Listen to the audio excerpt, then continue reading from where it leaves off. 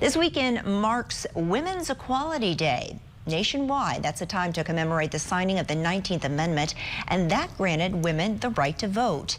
It was signed 103 years ago on August 26, 1920. Today, the League of Women Voters of Adams County held a speaking event in Quincy to celebrate the occasion. Quincy Public School Board President Shelley Arns spoke about learning to lead in today's educational world. She also gave a report card for how females are faring in the school district. Arns says 75% of valedictorians since 2000 have been women, and that the number of female graduates last year topped the overall graduation rate. She said finding these numbers took some research.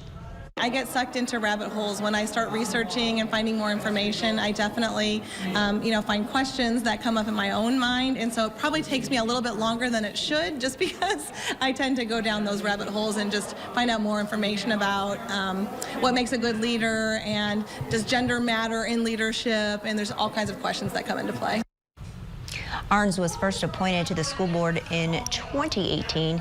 She was unanimously elected president last year.